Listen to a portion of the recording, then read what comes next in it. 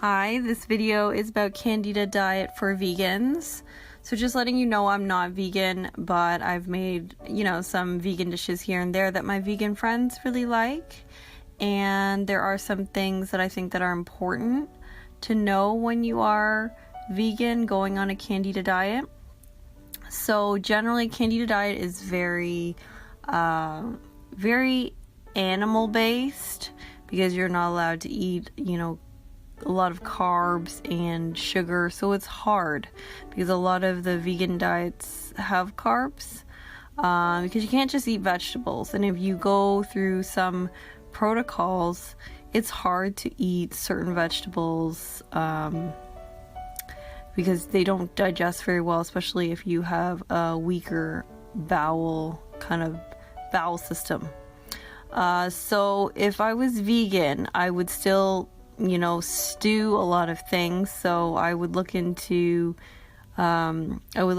Spanish food. So I want you to get pen and paper or something and write this down, because I'm just kind of listing these things out as they come. This is like a kind of a hot seat style video. So I would look at some Spanish recipes with lentils, which is really nice and easily digestible. I would look at Mung dal, which is very Ayurvedic, and it balances the three doshas in the way that they make some Mung dal dishes in the Indian culture.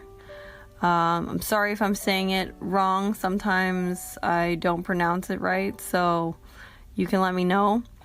And then I explored a lot of, when I was making vegan dishes for my friends, I played around with a lot of Asian noodles. So in some of my pictures here, you'll see sweet potato noodles or purple sweet potato noodles. There is a Japanese noodle that's carb free.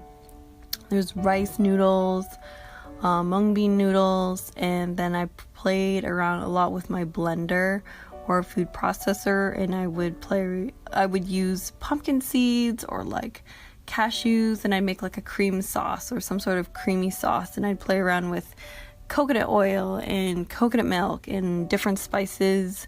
The Middle Eastern culture, Persian food, is usually pretty nice on the stomach because it's not very spicy.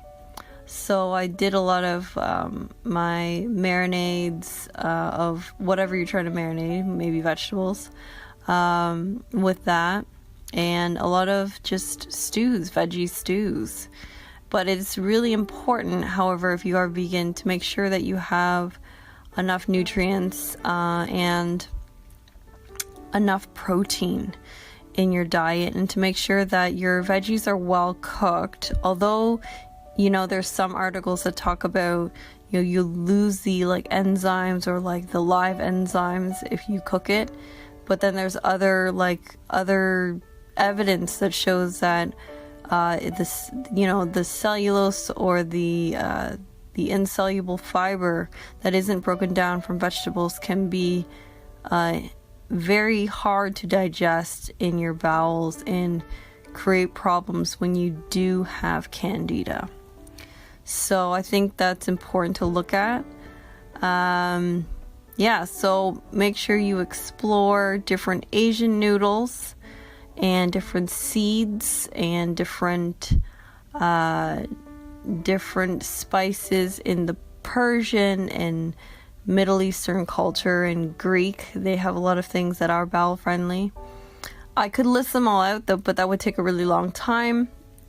And I've shown you some of my book covers. It's included in the Heal Your Gut Forever book that I have. It lists literally all the things that you can eat, all the things that maybe you shouldn't eat, and kind of guiding principles around what is right for you. Because in the end of the day, you have to choose what feels right for your body. And you got to step away from the rules of veganism, or you should be eating this is what a Candida diet says, or even what I say. In the end of the day, you have to listen to the guidance of your own body. And more important then what you eat is how you eat it. So that is included in my other protocol, which is, the no-step food protocol, because the most important thing is actually to heal your emotional or your relationship around food, because when we get into control eating or stressful eating, it perpetuates the problems in your body, because Candida is rooted from, a lot of it is stress in the immune system, and there's a lot of evidence to support that and to explain that. So I hope that this video finds you well. Thank you so much for listening, and I will talk to you in another one.